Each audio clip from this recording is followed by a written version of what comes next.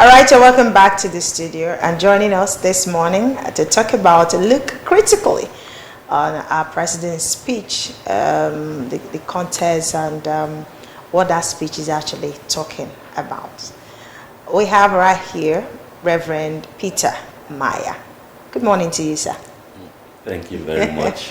So it's interesting to have a reverend talking about the state of the nation. So today we're going to talk Bible, but not in that not in that context. But the truth is, pastors are public servants. Oh yeah. We also shepherd people, and I think we feel the pulse of the people too. You do, obviously. All right, so welcome, sir. A quick one. The protest has entered. It's no longer news that youth are protesting, and it has entered day 6 today.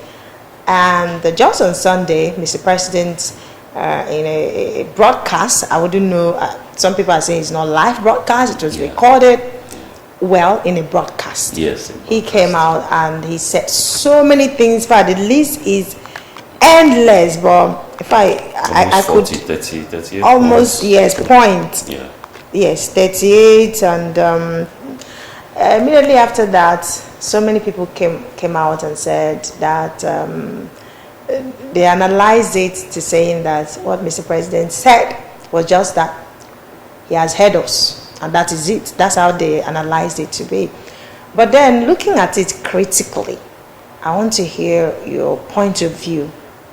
That particular speech that the president gave, in your own opinion, do you think it would have ameliorated the plight of Nigerians? Talking very candidly, I think the president did not address the yearnings of the protesters, because according to the protesters, they gave very clear demands, what they wanted to see addressed. And the president just came and gave us hope as usual. I would liken the speech to something like a manifesto, what you want to do when you get into office, rather than something you are supposed to be doing as a sitting president who has been in office for about 15 months. So I think in that context, rightly, a lot of intelligent minds have criticized the president. They've talked about how you did not address the points, just talking blanket statements, blanket promises, no facts, no details, nothing for people to hold on to.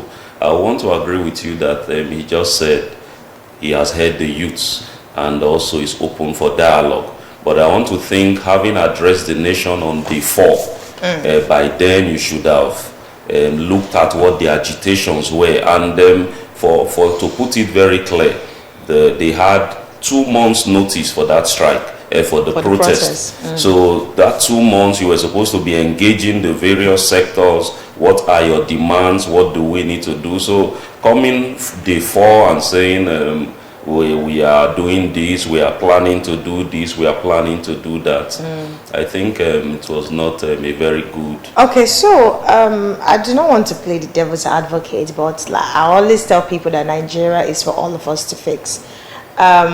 He assumed office a year ago, and a year 2 months, and with what he said is on ground, or is putting on ground, do you think that it will also help us as a country, or that what we need to do or give him is patience, like he has appealed?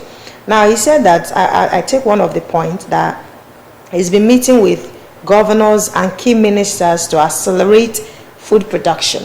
One of the agitations, of the protesters is hunger, to end hunger in the land. And now he's saying that he's talking with them. He's been in a meeting.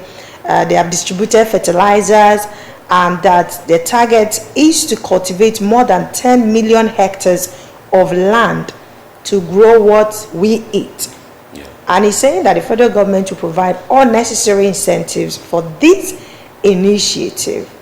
And then mechanized farming equipment such as tractors will also be provided. Now that he has said that, do you think that it will also help us end the hunger that we are currently experiencing, or the inflation, food inflation rates that we're experiencing in the country? Yes, yes. If this is implemented. If that's my point. If these are implemented, which clearly is a long-term agenda. Right. But the truth of the matter is I expected the president to first apologize. Now, what are we talking about?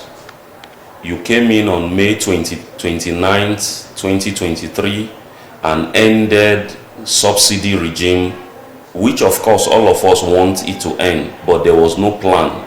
Because if there was a plan, most of these things you are talking about now are what we should be putting on ground before you lifted or suspended or ended the subsidy regime. Okay. You went straight to the power sector to also end the subsidy in power. You went into the forex market to do a whole lot. So now you are taking actions and no backup plans, nothing. So I expected the president to apologize first. Then now look at all of this. What we are talking about is, I think the president, for me, where we must get it right as a country is to tell ourselves the truth. You must look at what is on ground and take responsibility. And that was what I think he did not do. You thinking this is political winch hunt, you think this is a politically motivated protest? I don't think so. You must understand that. Let me tell you what the average Nigerian wants. If we have somebody from Niger Republic as president of Nigeria who is giving us all what we want, who is making food come on the table of the common man, I don't think anybody will react. Nobody will protest. In 1993, Nigeria had two Muslim presidential candidate and vice who won the election, even though annulled. Now again, we voted again two Muslims. So nobody is complaining. And now look at the protest. It's even more deadlier in the north, where you have the two Muslims. So naturally, if it was political or religious, maybe Christians will be more the one protesting. Maybe South will have been more volatile. But these are your people who voted you, and they are the ones burning, killing, maiming, which of course all of us roundly condemn. So I think the president needs to take responsibility for his actions that have set the country back. A slice of bread, an average slice of bread, I'm a tea person, is 2,000 naira. Right. From 400, 500 naira, just some few months ago.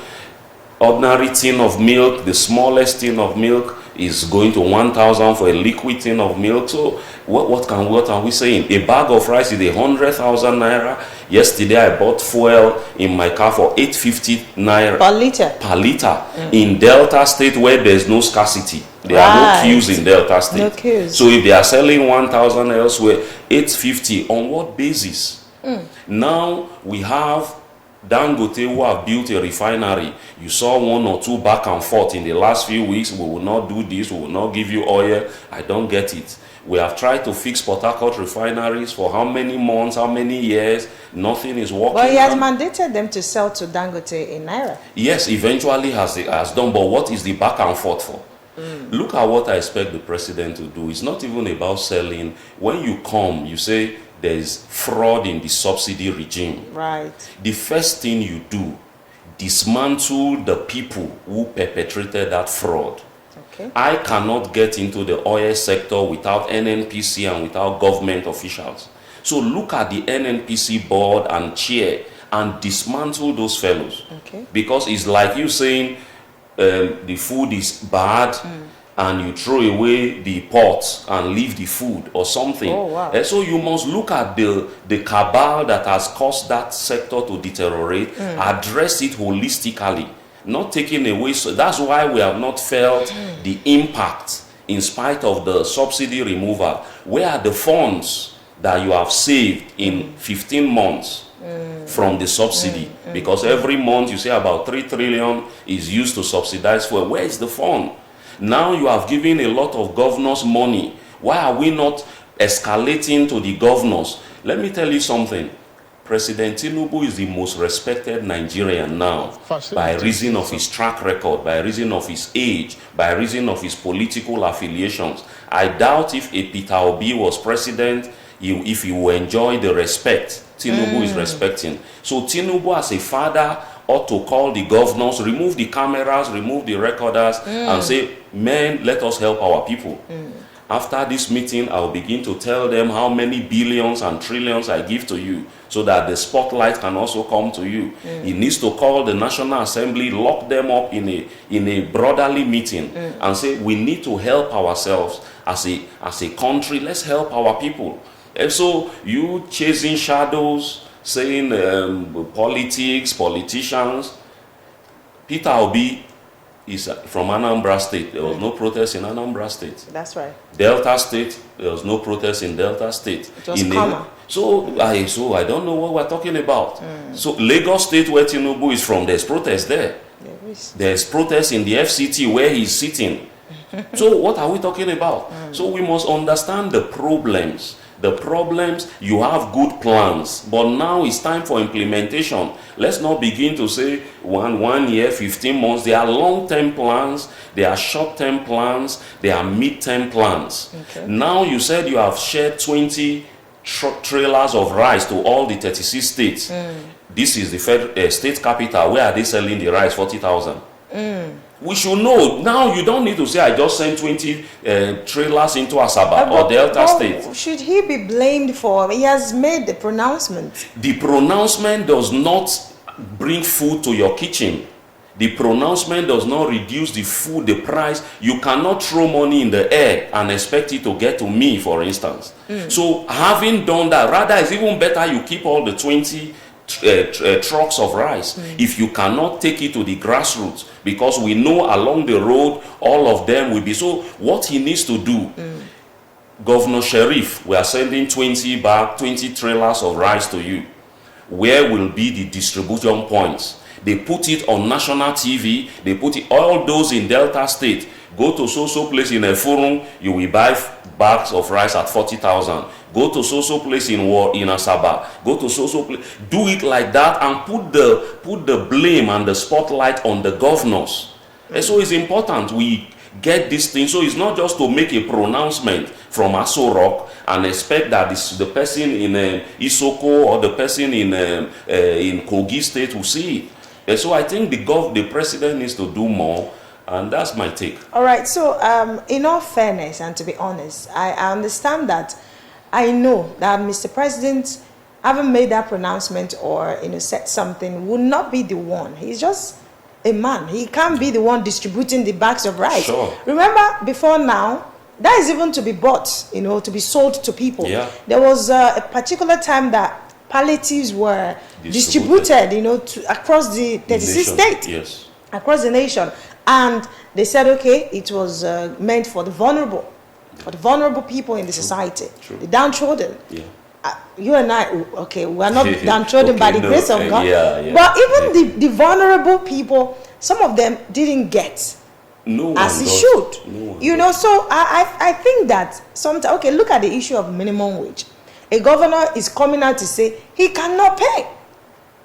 So I'm thinking that, yes, Mr. President is the #1 citizen of the country. Yeah. He needs to, because he has, he said it was his turn. He needed to, let's give him that mandate. He want to bring Nigeria out of the dungeon, out of Quagmire. Yes. Now he's there. But I also think that all fingers should be, on deck. True. For instance, his ministers, the governors, his aides, like you said, rightly said, noted. What we don't even have a glimpse of how the distribution is being made. True. Now that is the work, I think, is the work of his media aides to make it public. Publicity is key, because yes, you're doing a lot, but we need to know what you're doing. That's true. According to what he said, so many things that he said, talked about the food, he talked about the fact that he's distributed money to youth, I think 500,000 naira each.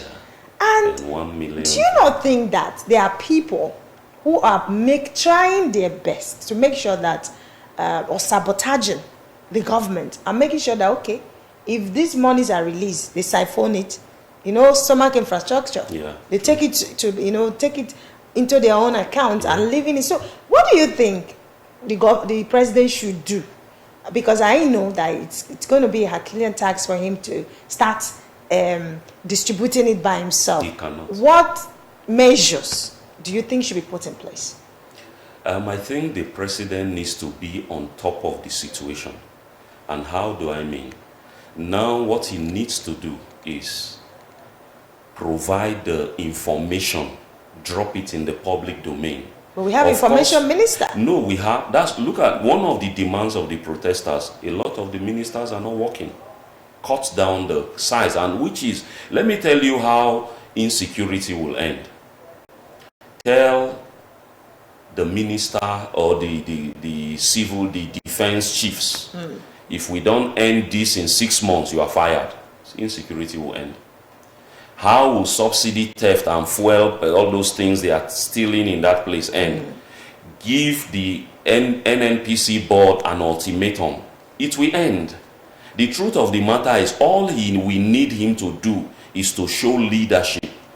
When they wanted to, before the speech on Sunday by the president, his aide, Aguri Ngelandi, there was information everywhere by 7 a.m. By 7 a.m. we heard. So how come you say you are cultivating 10 million hectares of farmland? Where?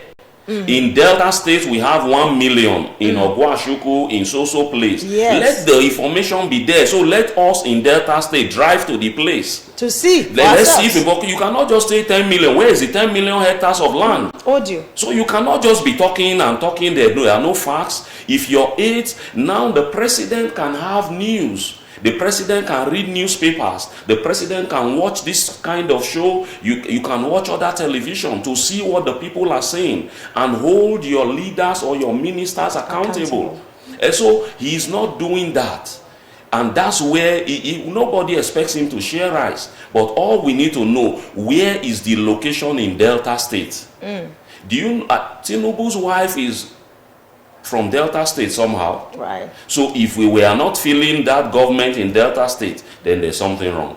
So the wife can call her relatives. Is the rice being sold in Efurun? Is it sold in Agbo? Is it sold in Ogwashuku? These things are easy to be gotten. So what he needs to do is to come on top of the game. If I tell you something, if the president had even come out on a sit-out with journalists, on a media chat with all of you guys, even before the protest, I'm sure it wouldn't have held. Right. So you need to come out, you need to be on top of the situation. That's why they voted you. So there are things he must do. Look at now, for instance, you want to buy a new aeroplane. We don't have food. We don't have this. Why not suspend it? You are not a traveling president. The president is not really a jolly Johnny man. Why not suspend that? You want to do student loans. What is the importance of that at this point? You must look at the people need food. The people need address power, address petrol, fuel, oil. Those things will bring down the prices of a whole lot of other things. So mean small scale businesses can function without generators and having to buy diesel. All of that will crash the prices down. Face agriculture. These are the things we've been shouting and talking about for years. Now they've talked about ranches. Let me tell you why there's food shortage. Farmers grew apathy. Because you grow a farm, cows come in, ravage all your products. Nobody is saying anything. This has happened for the last 10 years. Nobody has said, now you have come. Why not implement to give confidence to farmers? It's not to give them fertilizers alone. When you know that cows can still come and bulldoze all your farm in one day, we saw the videos and the pictures of a lot of people crying whose investments were eaten by cows. That's nothing done till today. So do the ranching thing, bring it to life. Do the agricultural thing. Now I'm a pastor. I have about maybe 500 members in our church. That 500 members give you a touch of, let's say, if you say a person touches 5 people, that's 2,500 persons. You have shared 500,000 naira. The 2,500 people I'm connected to, no one has gotten. You have shared 1 million to people with small scale businesses. The 2,500 people I'm connected to, no one. So then that needs to be questioned. You say you are doing 775,000 whatever. That means 1,000 per local government. This is Oshimili South. Where is the 1,000 people? If those 1,000 people are touched around the country, there will be no protest anywhere, because those 1,000 people can talk to 10,000 persons. One person, it don't reach my turn, it will soon reach your turn. They are doing something. It's because the people are not feeling the direct impact. That's right. And it's not TINUBU'S fault alone. Exactly. The governors also have their faults. Let me tell you the very good thing the president has done, and this regime, for me, the highest and the best, is trying to create the local government autonomy. That means power, resources, funds will go to the grassroots, which is very commendable. I pray they begin to implement it. Now, when you send money to the grassroots directly from the federation account, that means those people can hold local government chairman accountable. They can protest to their local governments and say, so money was sent. Also, you must know that by that policy in Delta State, for instance, probably an APC local government chairman, if you hold your local government well, if you have done well, because that's the realm where people live. That's true. You can win election. If you are Labour, if you are NNPP, whatever you are, you can hold power at all levels. That is very commendable. So it's not all gloom, but I think we need to see more action. What about the minimum wage? The minimum wage, yes, is good.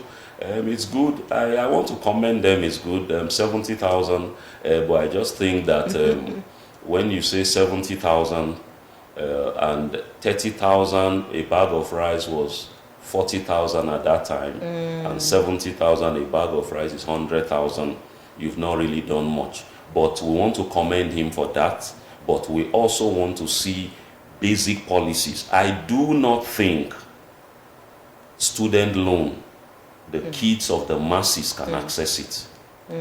If you want to do something for students, why not make all the technical schools free? That's where the children will go. That's where our kids will go. Before you came in, people were paying school fees. Our kids are in school, so there's nothing about that. So because at the end of the day, you will find out that this whole thing is something nobody can hold. You want to give some people loan. What of the others? So do something.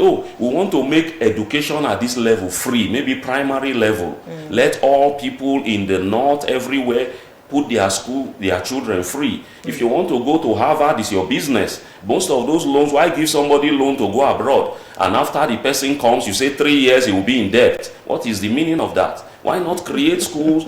If you don't want to go to school, learn this, learn that. Free technical schools to give you skill so that you can begin your life. So there are some things they are jubilating over, which I don't think there has really impact for now. Those are luxurious policies by countries that have stabilized, not for a country like us that is trying to find our feet.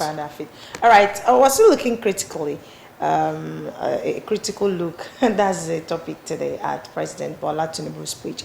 Now, number one point that Mr. President mentioned, he said that for decades, our economy has remained anemic and taken a dip because of many misalignments that have stunted our growth.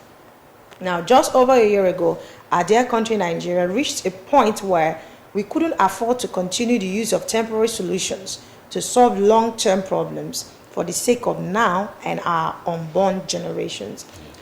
He said, I therefore took the painful yet necessary decision to remove fuel subsidies and abolish multiple foreign exchange systems which had continued a noose around the economic jugular of our nation and impeded our economic development and progress. Now, these actions, he said, blocked the greed and the profit that smugglers and rent seekers made.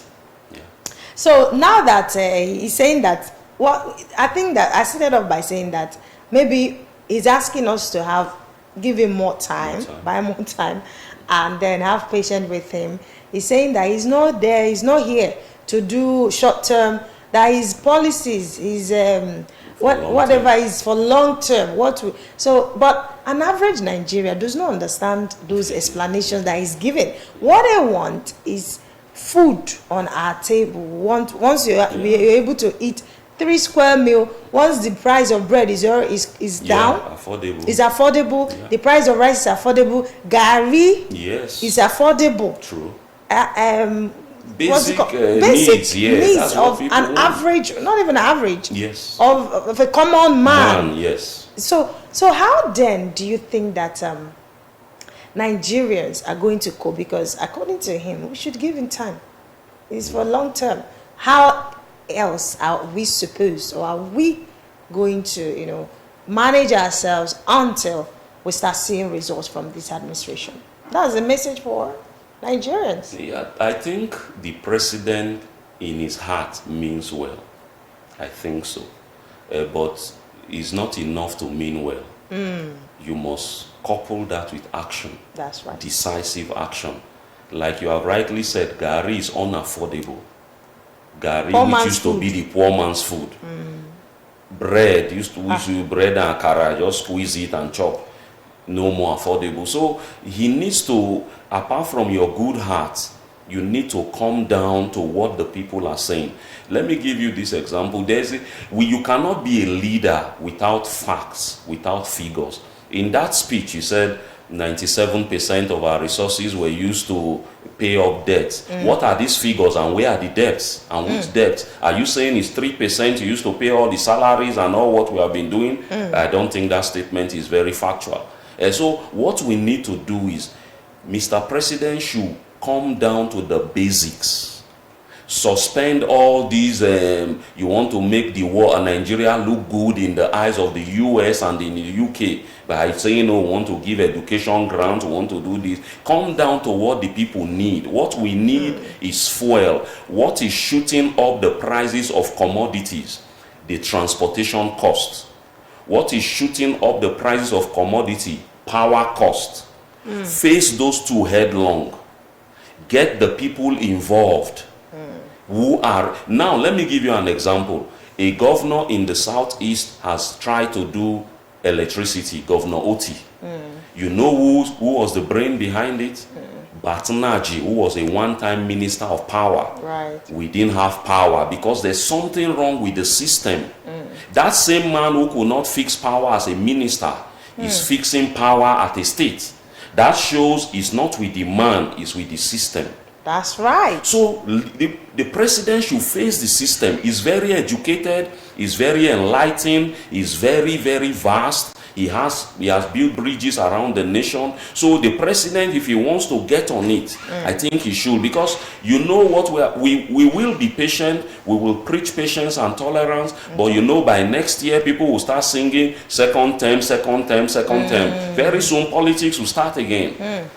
So for me, we must look at it. Does the president have the capacity and the strength to achieve what his good intentions are? And two ways he can is to get the right people into the mix who can help the masses alleviate it. If not, I think we should not be talking. He should look at it and say, this has gone beyond me, like happened in America. And the man looked at it and said, with this whole thing, I think let the younger generation come. Nobody cares who is president. I just want to see members eat. I just want to see people happy. I just want to see insecurity go. When people cannot afford things, armed robbery will be on the rise like it is now. That's true. Kidnap will be on the rise like it is now. So the basic thing, nobody cares whether you are Yoruba, whether a Milokon, whether you are Hausa. Just give us good governance. And that's what everybody is crying for. That's right. And I think the president needs to step on that. I think he needs to come on that. And that's very, very crucial. We will give him time, but for me, 15 months is already enough to see basics. Basics. $1 is over about 1,500. That's right. You said you have come into the forex sector. Leakages as well. It's still up.